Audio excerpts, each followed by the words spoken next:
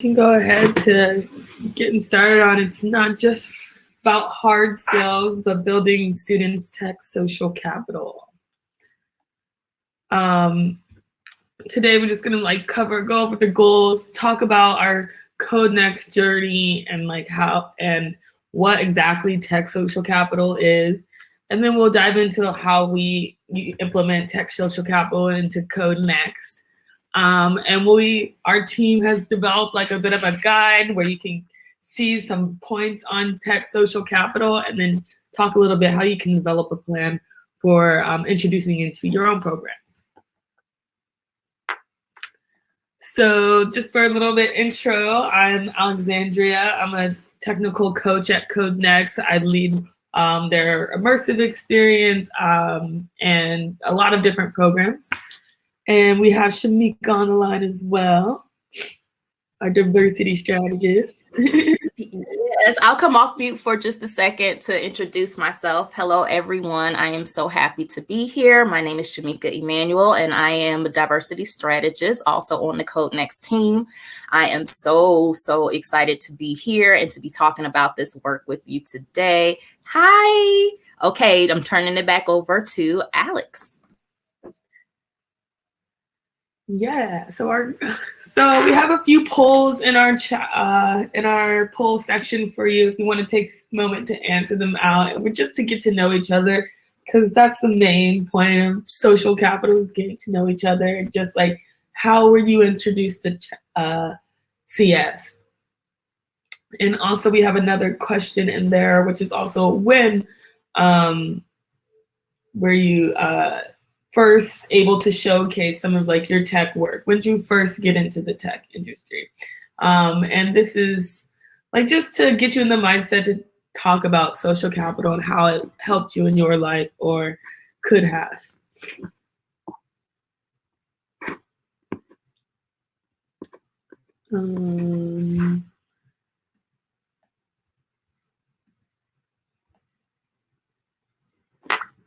Then let's see. I think if you're able, after you do your poll, you're able to show the results of the polls, and you can kind of see what other people said. But some of our goals for today is just we talked about, going over the Code Next journey, and then really understanding the role of that social capital plays in tech.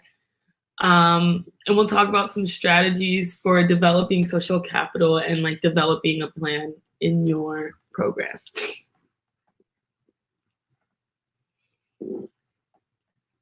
So take a moment to look over the results and see how others may have been introduced to tech. I see a lot of family, friends, and schools. So it's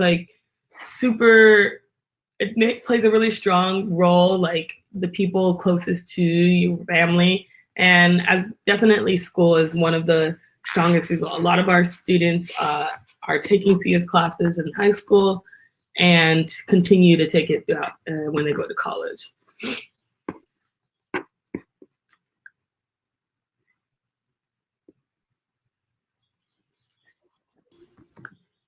So now Shamika's going to come on and tell you a little bit about our Code Next journey. For some reason, it did not want to take me off of mute, but here I am, everyone. All right. So I invite you to go along on this journey with me.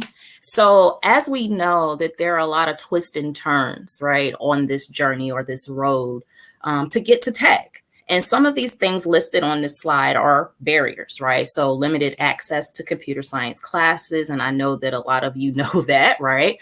Limited access to technology, depending on where you live, your zip code, right, may be a barrier. The experiences are just not interesting to the students, right? I see that a lot of us over here said that we learned, or our first introduction was when we were over 18. So imagine, right, having to curate an experience that will keep someone under 18 interested and wanting to learn more. And then sometimes the families want to help and support their children, but they don't even know where to start.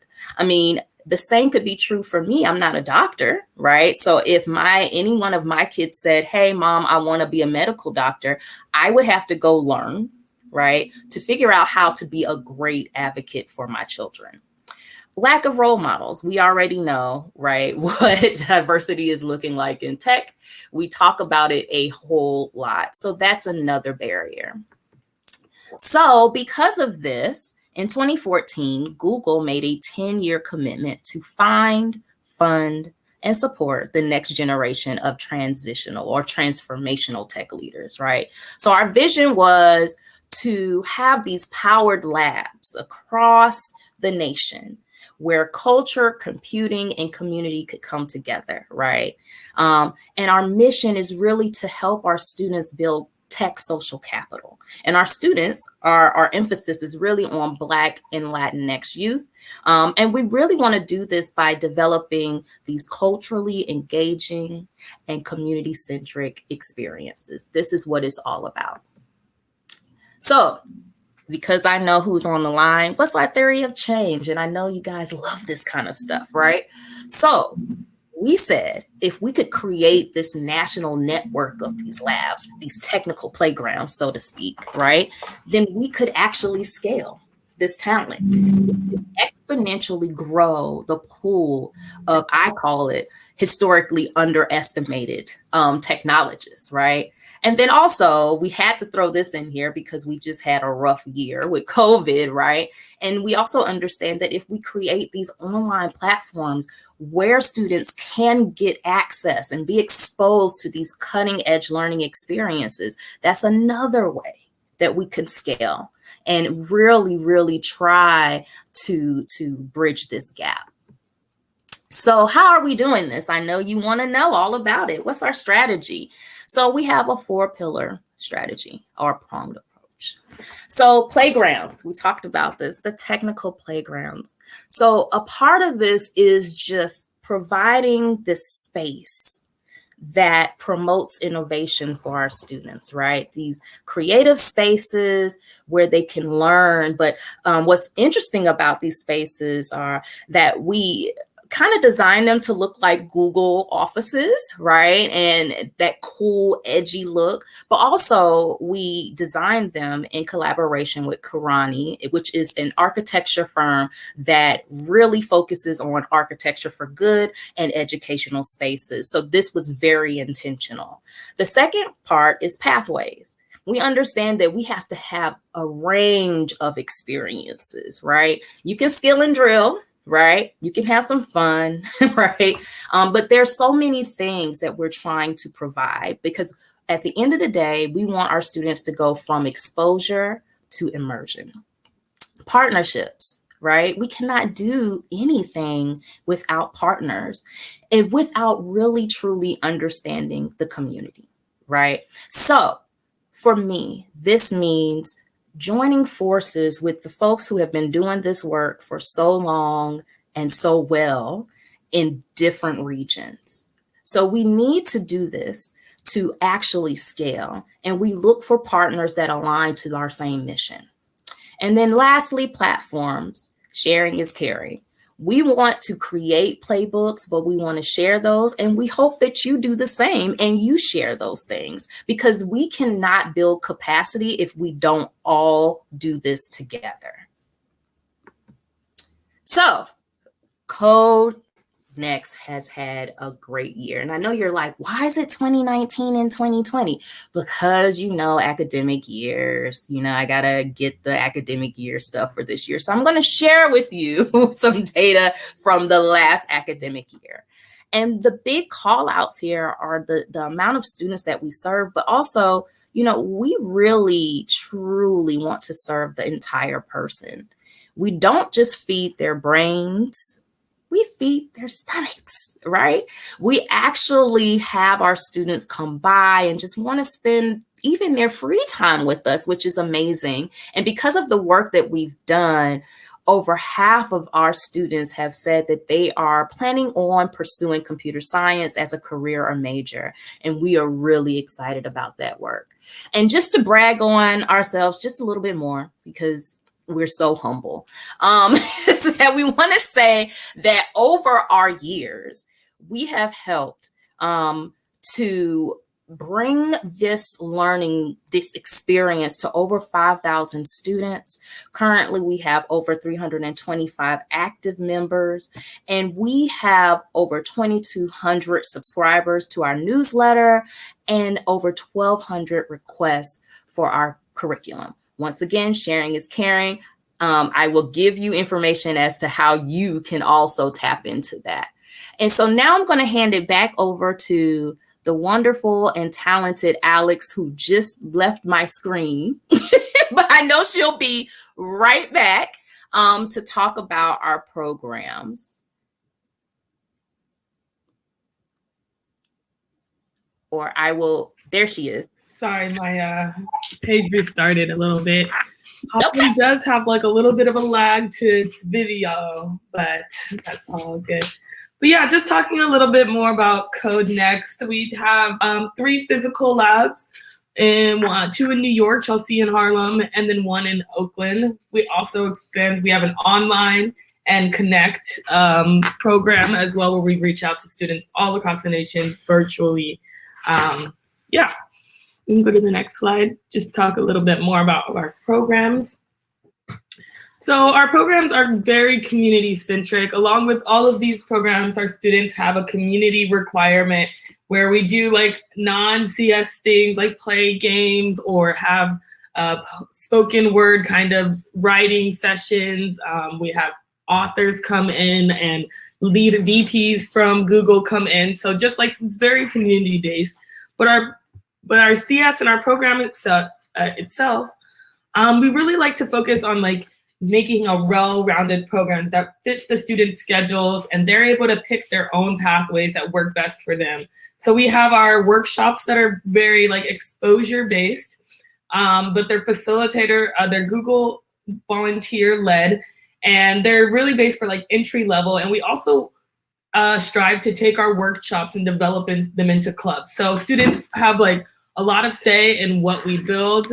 They have forums that they can suggest things with. But then also the facilitators that we get from Google are also have a lot of say in what we build. We always encourage them to just play around with new technologies, and it's not whatever they work with every day all the time. Sometimes it's things that they just enjoy doing, like breadboard wiring or something like that, or whatever they want to do. Then we'll just like develop into a workshop.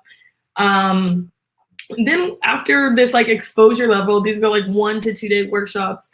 There's also like a more immersive level, students that want to spend more time with us. The first level to that would be clubs, and those go from entry level to intermediate. They're like 9-week programs, also led by Google volunteers. So that's not the one good thing about workshops. It's good for students to step their toes into CS, but it's also good for our facilitators to get a chance to just step their toes into learning and then decide later they want to become a club facilitator. And this way they can like have more time to develop some of these ideas that they really catch on to. And then our most immersive level of programming is our Team Edge and our launch. So our Team Edge is a year-long program, used to be 2 years, but we condensed it a little bit. But we have the students out in with us for 5 weeks of the summer. And then once the fall hits, they're there for like 27 Saturdays. So 9 Saturdays a term. And they build everything from like websites, they utilize APIs, to we send them all Raspberry Pis, and they make hardware programs like security cameras or temperature readers, and they're able to like make games using Sensat. So that's being able to have students that spend a lot of time with us. They get a lot of hands-on experience. They make really deep, long-term connections. They all are required to have mentors that spend so much time with them and help them to develop different things. They go to hackathons, they win hackathons because they spend a lot of time together. And then our launch program is really where like we want them to take their ideas to the next level, because it's our entrepreneurship program. These are our people, our students that are just like business focused. They have an idea it's like an incubator. They're able to like build out products from prototype to launching, and really get a walkthrough of how they would do that and develop and get investors and things like that. So we want to reach students where they are, and we want them to have a pathway to get where they're going, and allowing these different levels of engagement gives them this wide range to really like touch on the different areas of their lives and expand that social capital. And all of these are also like Google-led classes, giving them that connection and this opportunity to meet new people. Next slide. So just really like talking about like what is social capital. I know like we kind of touched a lot about it on the way, but going to the next slide here, we can just talk about like social capital separate from the tech itself. It's just like that web of relationships, that who's in your life, who can add value and help you pursue your career. So if you're just thinking right now, like you had the best idea, you woke up tomorrow and you're just like, I need to create this startup right now. Can you think of like 10 people who could help you do that? Like people who would invest in you, people who have skills that can help you like accomplish that dream. And that social capital, we want to specifically target in tech related. So I need to build this product out. I need someone who's good at hardware. I need someone who knows CSS. I need someone who can help me further my career in the tech industry and make my dream come true. So how CodeNext develops social capital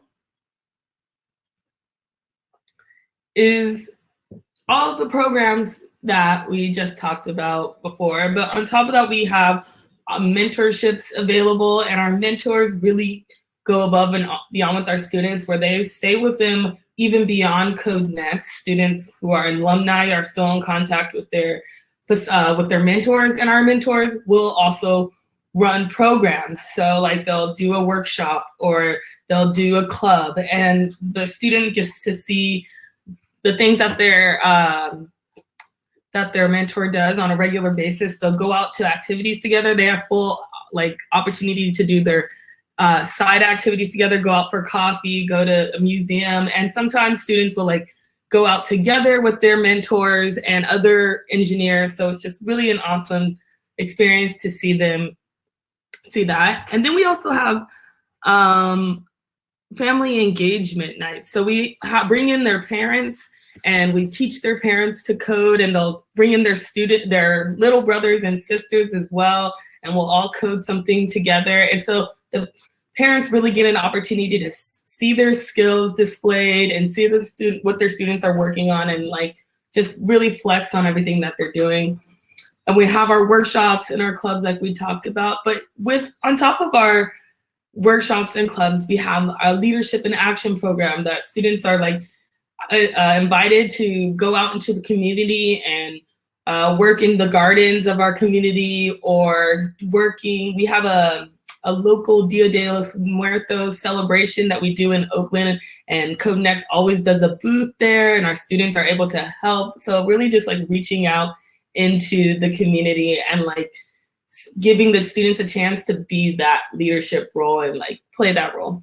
So all of these are kind of our ways of just like building this social capital. And every time these students attend one of these things, they have an opportunity to make a new friend, show their skills to someone who's in a leadership position, and also just like create that sense of identity in themselves, so where they know where they lie in their communities, and and how their skills can better their community. And we'll talk a little bit more about that too.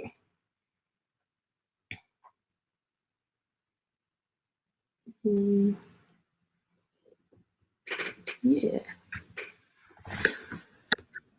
So I'll jump in here to just kind of talk about some of the success stories of some of our alumni.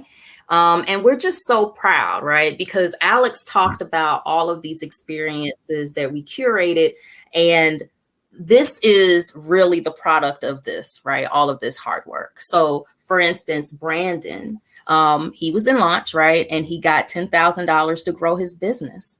I mean, this is what we do, is we want to prepare them for the next level.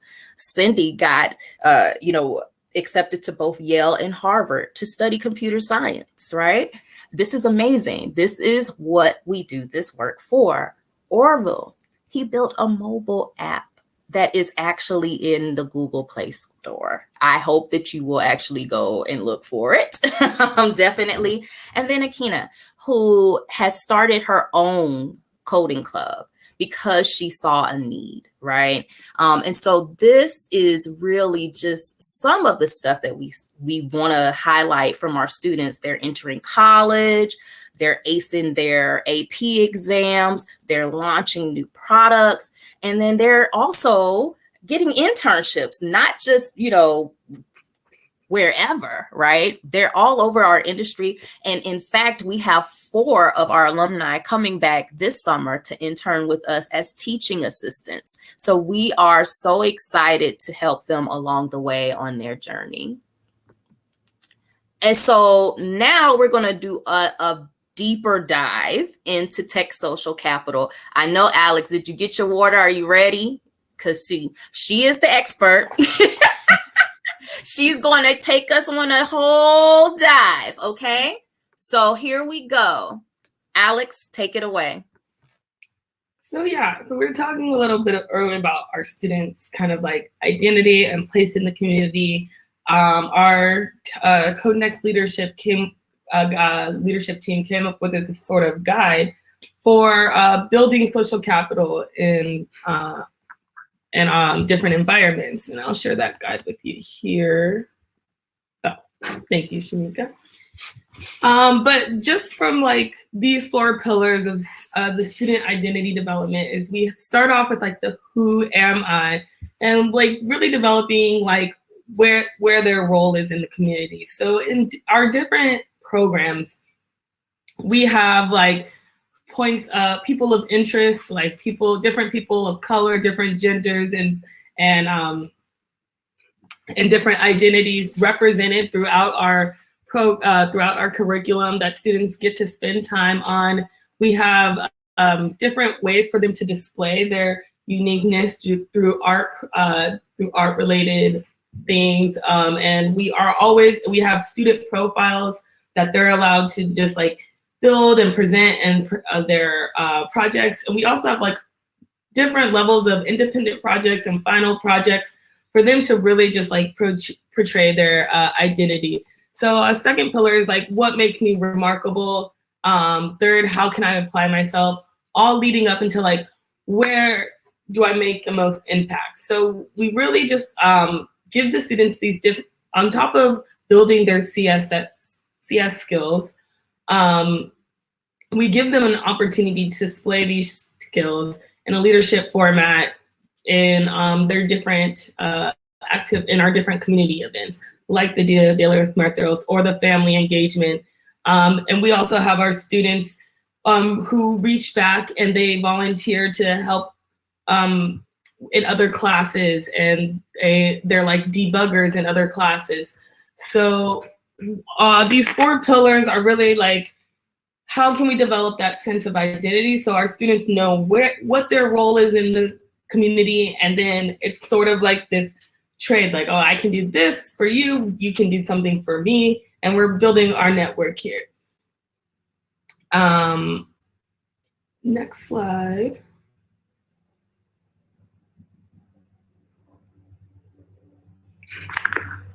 So if we create social and interactive opportunities where these students have the tools to navigate themselves and initiate conversation, then they are more likely to feel confident in creating conversations and making relationships with professionals and interested. So really just, we put them in this professional environment. I remember in one of our, we have surveys that we regularly, we're all about feedback at Google. Like after everything, we'll give you a feedback form right now. Like after every programming, we have a feedback form.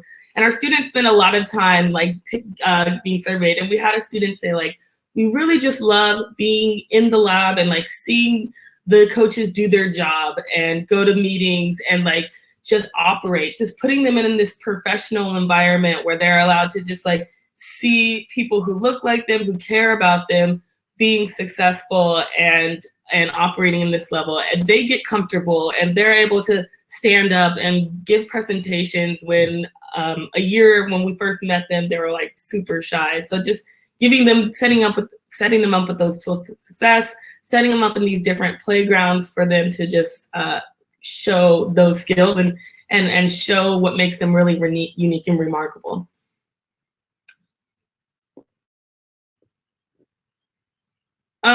So we do have another poll question in the chat.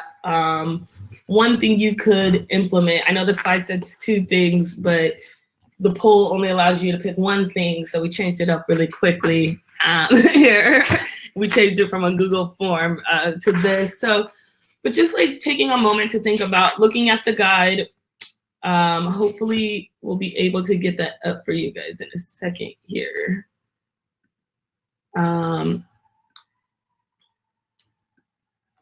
But even if you're not like able to see it from the guide, you can kind of just look at the different options where it's just like, what part of your program do you feel like you could implement or grow in more? Are you like, do you feel like you can create more of a mentorship program or more opportunities to showcase work through open houses? Connecting with families, that can always be a tough one, getting everyone on the same schedule. Just really pinpointing those areas of like connection and network building that you feel like you can grow on.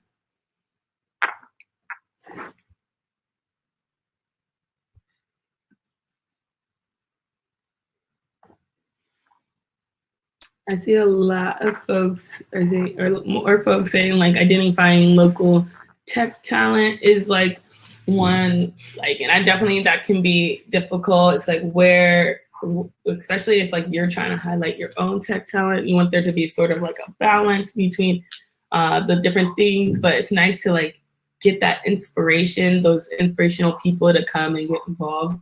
Maybe even it's a point where it's like, maybe it doesn't always have to be tech related and you start to expand. Like maybe when you look for art, you'll find some technical based art that is even more inspirational than you thought it might be. So just expanding that search. We have someone's like host open houses. Yeah, that's definitely like finding that time that you feel like it's gonna be really successful for hosting. You don't wanna like overlap other programs that you know are happening. I know graduations are a tough one for us because we're like 1 million graduations are happening on the same weekend. But yeah, at this point, when you are pinpointing the different parts where you feel like your program can succeed, that's when you want to start developing an action plan. And you can always, and a first step to that is like identifying partners. If you go to the next slide, when you're identifying partners, like definitely like looking at the local tech companies. I come from the Bay Area, Silicon Valley, so that's like a very far expanding list of companies. So it's nice to just like stay local, look for people who are wanting to help out their communities. We work with and like looking for like, we have a very strong CS community, obviously, like we're Google, a really big tech company. So we needed to reach outward a little bit for our college support. We also want to develop our students' professional skills, but we also want them to like start with going to college and like, so we reached out to partners for that. We use a partnership called the Detours to come in and like teach students different college readiness skills. But also just like looking at board members in your local government and seeing how they can support you, and just like really like looking for those who want to make a long-term commitment to your program. You want to like have those in your program that are gonna really like support you, share your story. We're lucky enough to have like internal newsletters at Google, and they'll come and they'll do a story on our facilitators and our students and how they like, where they're taking things after high school and how they use CodeNext as a success, and just getting those stories out there. Those newsletters are really awesome, not only to promote our students, but to promote more volunteers into coming into the program and like wanting to.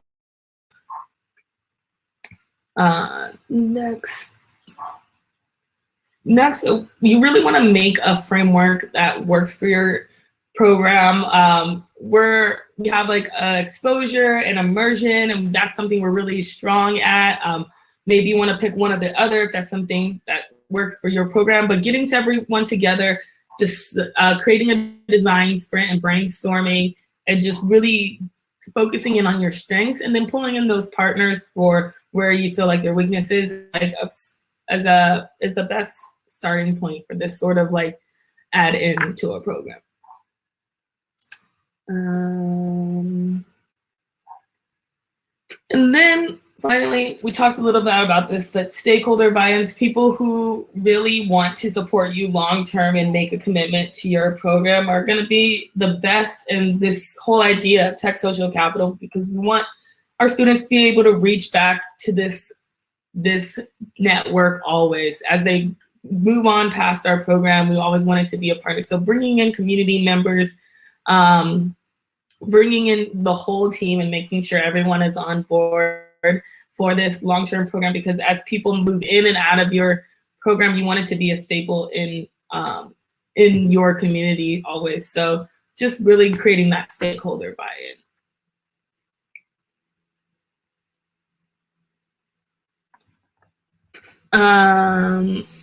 And last but not least is just like the implementation of this plan. So just focusing on like a timeline, setting milestones, and making sure that like you're just meeting those milestones and taking them as they come. And this is just general good project advice, but assigning owners to things, like, hey, you focus on setting up showcases, you focus on small talk with the students and like getting in more community support, like having that ownership, setting those tasks and milestones, really gonna help your team focus in on like, okay, we're really creating this goal of social capital in our program. So I will jump in here because you guys have been super duper quiet, and Alex has taken us on a fantastic voyage of tech social capital and how to implement that. Want to open up the floor for any questions. Please don't be shy. You can put them in the chat, or you could just come on, show your face, let us hear your voice. Either way, we're happy. Okay, yes, fantastic voyage. So while you're thinking about it or coming on, let me just go ahead and say thank you. Thank you so much for being here. Of course, we have homework for you, because why wouldn't we? We would love to hear from you to just get your feedback on today. So please let us know how this session went. Once again, I said it earlier, we have this thing that we say here, is we really try to take a responsive, iterative approach to design in all that we do. So of course we want, folks to get the most out of this workshop or this, informational session later. Of course, we want to leave you with the CodeNext website so that you can check it out. Here it is. So that's where you'll find the newsletter where you can sign up for that.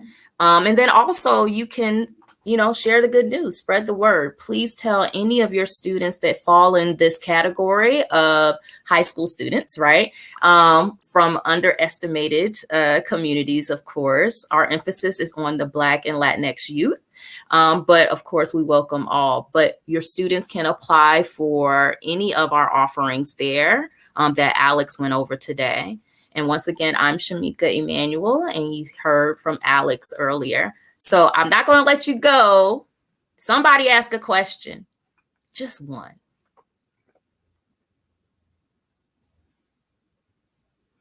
No questions? Was it that good?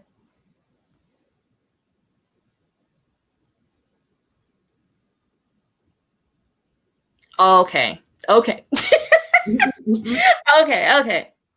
Are we planning to extend to more cities? That is an amazing question. So right now we have the 3 physical labs, but also because of COVID, we actually started a CodeNext Connect platform, which is our virtual remote offering.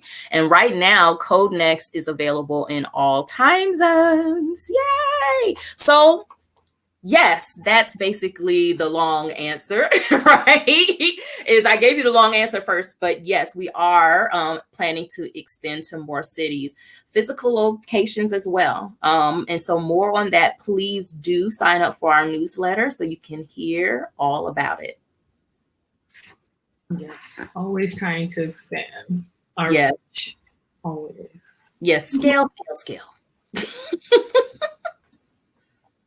Any other questions? We also get facilitators from all over. This term, we had some guys from Europe come in and teach financial literacy workshops. So just wherever we can find.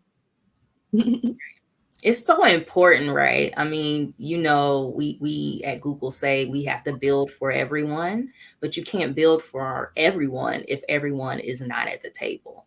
And so we love giving our students, what we call them our engineers, a chance to meet new people from all over the planet, but also to show off like, hey, you know, I can do this, right? And I can be successful at it. So this is definitely, you know, a big thing that we do here. It's that accessibility, the inclusion work, all of that.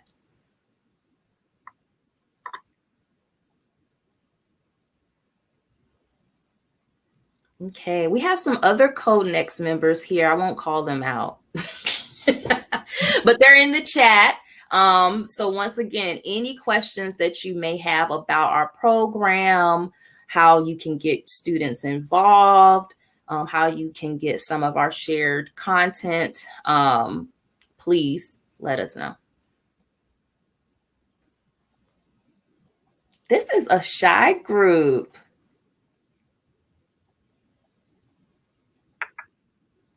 Yeah, it's been a long. I know, they're like, please. This is the I know it's all good. I understand, but just in case if you are shy, our contact information is here. Once again, please do submit any feedback from today, and it was our pleasure to talk with you.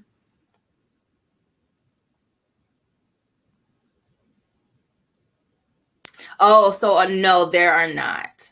Right. So once again, our emphasis, our focus, is on certain communities, but no, please feel welcome to also use that curriculum.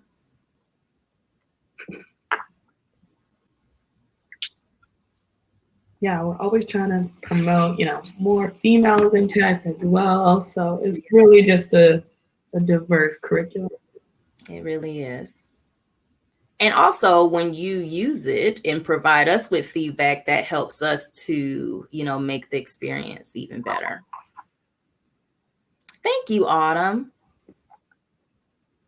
Yeah, sorry about the hop-in issues. I mean, yeah.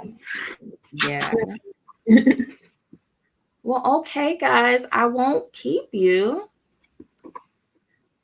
Terry, is there anything we should do before we let everyone go? No, I think you got your poll information and then you added your form. What we've been doing, me and the other fellows, we've been capturing all the links from every session, putting them into one document, and we're going to share that out at the end of the session, at the end of the summit tomorrow. So everyone will have those as well. Again, all sessions are being recorded, and you can find those on our YouTube channel. Actually, let me add that link now.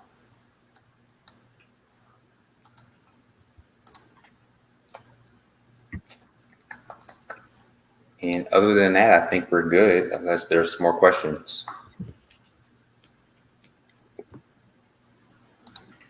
Well, I can stick around for a while just in case. So I'll just stay on. But If you have to stop recording, that's fine.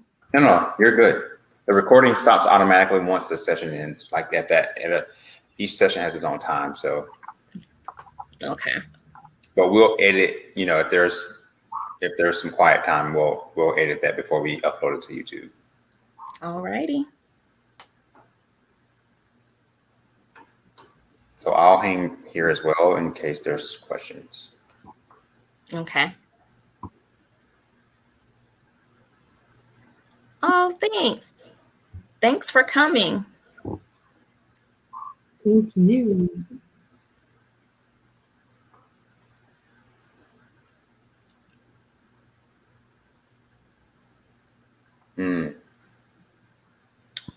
I think it's a great idea. Yeah, definitely.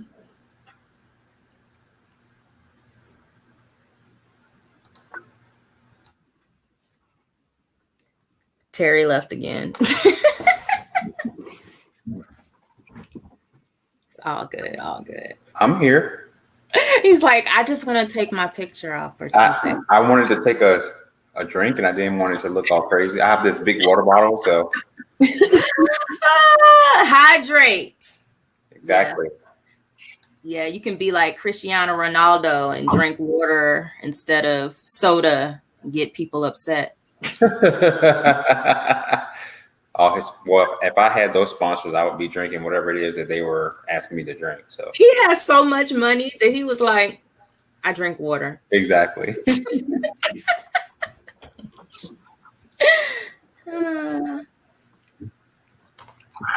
Definitely. I will have to check out all the sessions on YouTube. Really exciting. Yeah, we had a lot of people that signed up that couldn't make it because of obligations, and so they're looking forward to the videos. Mm-hmm. Oh, so Joe, no. So we believe in also providing diverse experiences. So the clubs range from a lot of different things like game design to basic scripting languages. And then we have the physical computing clubs that, require the hardware kits. So what we believe is if we can give you all of these different experiences and you can try them, hopefully one of them you'll like, right? And then it'll stick and you'll want to actually learn more. So definitely it is not like a semester the clubs may be, right? So the 9-week club could be, but not what you would traditionally think of, right? Alex, I'll let you jump in here because she's an actual coach. So would you say that it's like a self-contained semester of CS? I guess it depends on the path that you take. If you do a certain amount like clubs, Team Edge, definitely. You learn so many different things that it could look like a semester of CS for sure. But when you do if you just did a workshop a term, it might not as much. Mm-hmm. Our curriculum tends to be very project based. So we introduce a skill and then we practice that skill through building a project. So it's a little bit more about showcasing and building things and being creative and exposure as opposed to the deep diving on the different.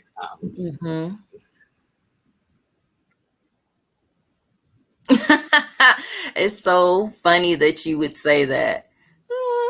I guess we're actually on the same team now, and I love those guys. But I will say that we do, like I said, we want to do exposure, but also we really want them to master something depending on the offering or experience. So as Alex said, the Team Edge students, they will have a deeper dive than some of our other students. So yes and no.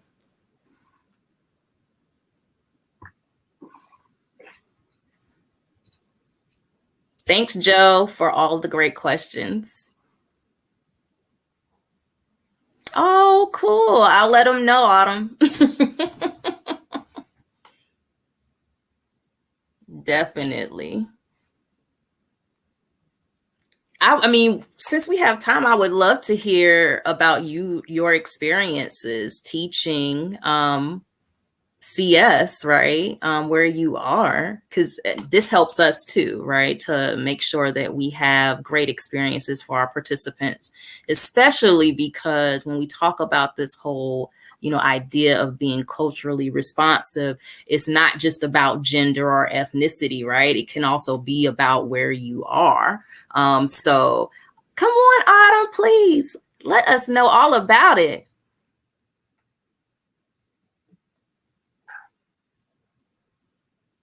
Oh, you're on mute. Oh, you just wanted to, okay. I was like, you're on mute.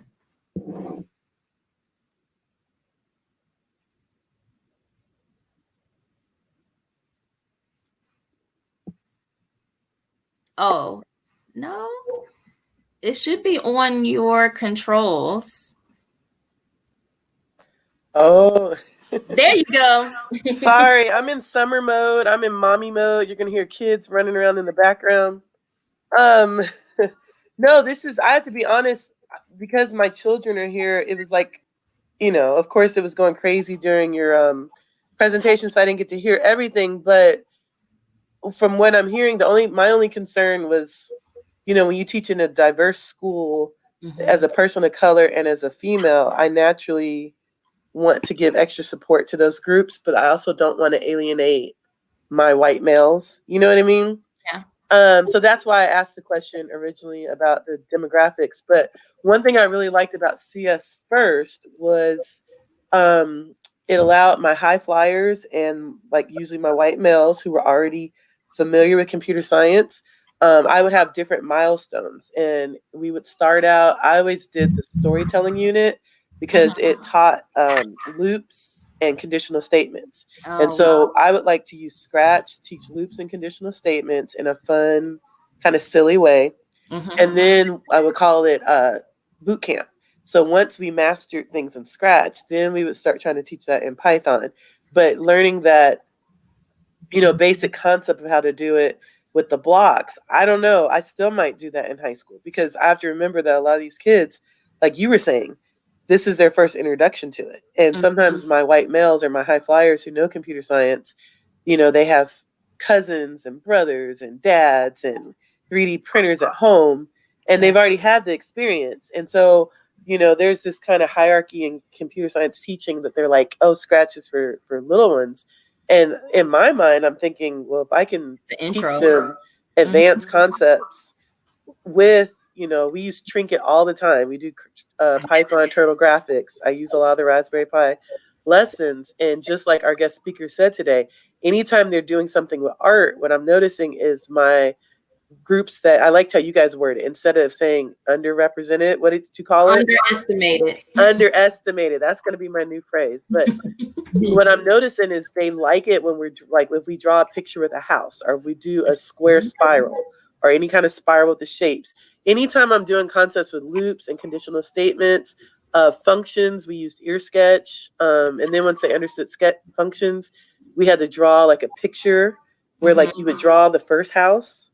And then once you had a function for how to draw the house, then they could draw like a neighborhood because they used the function for the house. And to people who are elitists, they'll think, oh, well, that's, so kiddie. But no, these kids are doing loops, they're doing conditional statements, they're doing functions, and they understand it. They're not just taking code and copying it, they're really understanding it. And so anyway, the reason I like CS First, though, is when I would have high flyers, one of the things they always wanted to do is they say, can we go on CS First? And they really like the game design module. And so they would make the platform games, they would make just all kind of games. And then sometimes for a final project, I would say, take one of those games and then show me another concept you learned. And so my whole point saying that is, if you all's Code Next is similar to the concept of CS First, but on a higher rigor, that's perfect for me because I love CS First, and I loved how the differentiation, it allowed kids to meet him where they were, and the videos let them work at their own pace, and if they missed class, they could come back and watch.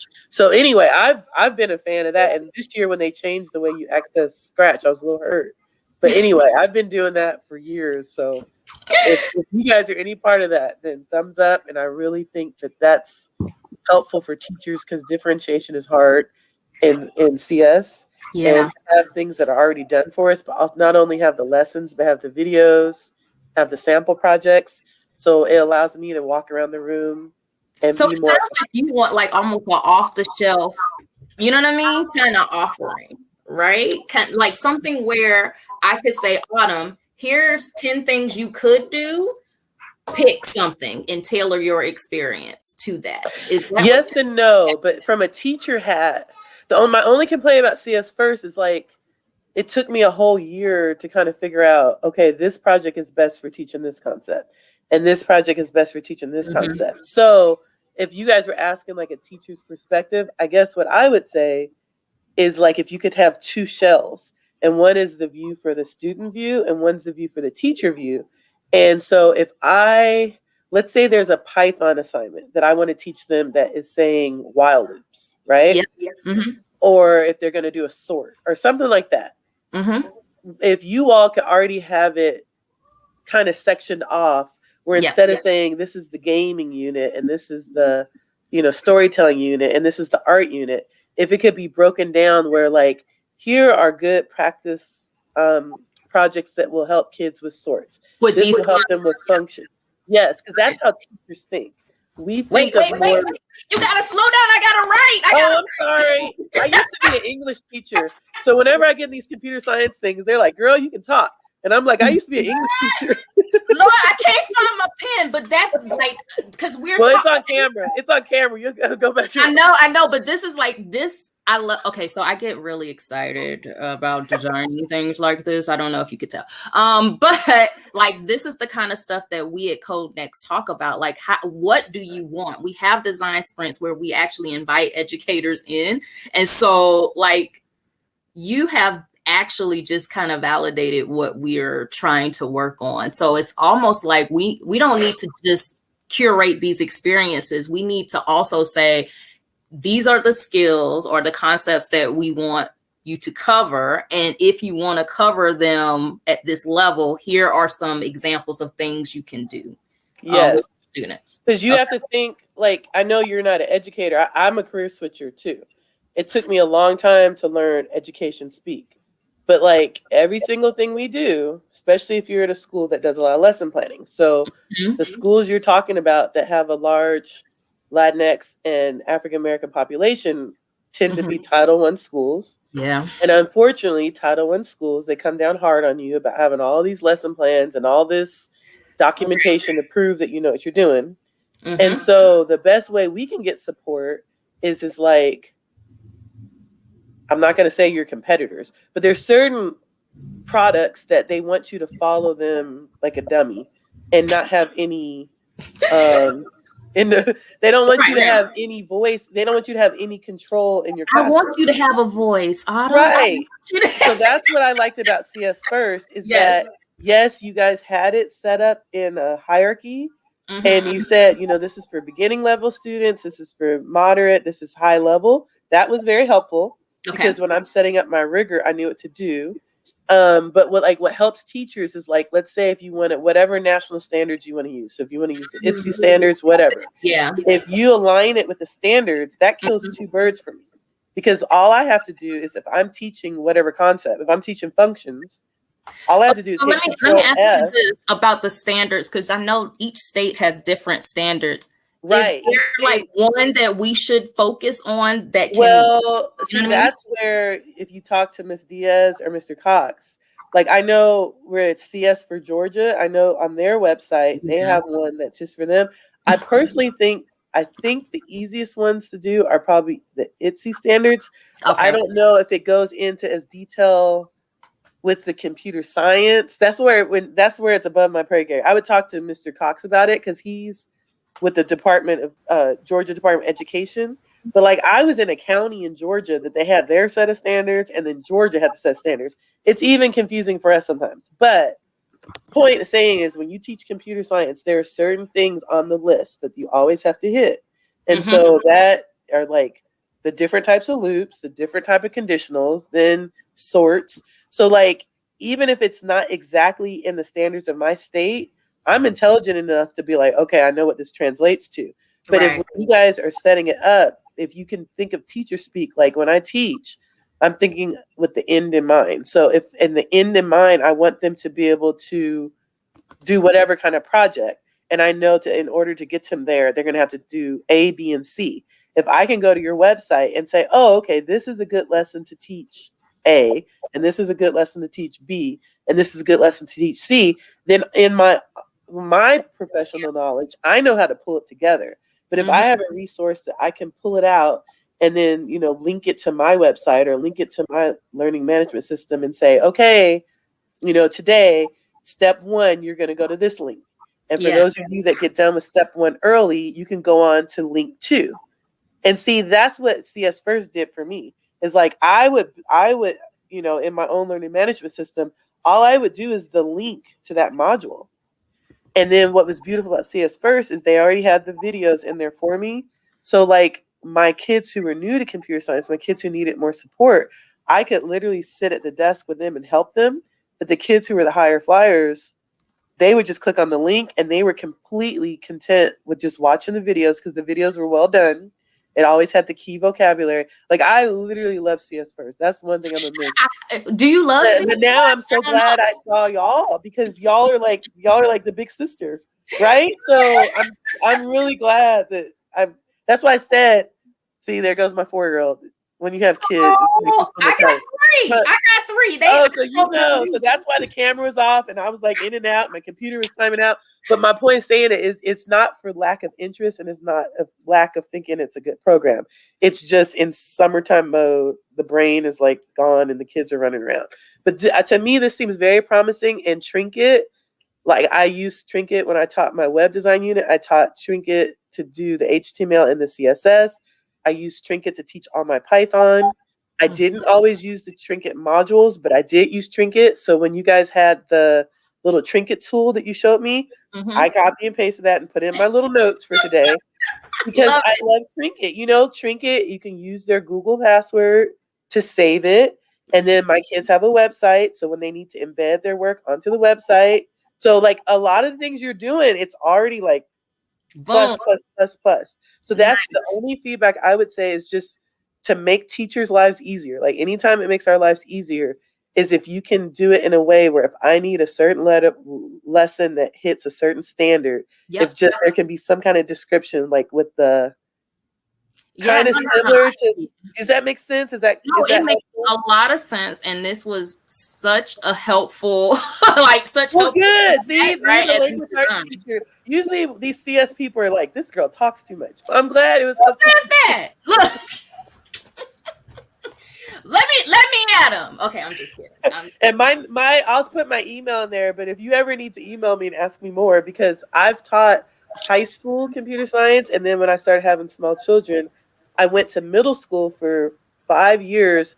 But my 8th grade class was still the high school course because I was high school certified. So I could teach the high school course to 8th graders. So I've had my feet on both sides. I've been teaching the high school introductory course, but I've also been teaching middle school. So that's why I kind of know a little bit of both. And I've seen what it looks like when they're babies. And I'm so glad I had the experience of middle school because now when I'm teaching, the students who are new to computer science, who are intimidated by computer science, I can scale it back to how do I introduce it to my 6th graders? Because my 6th graders were coding in Python by the time the year was over. Oh, I know. What I mean?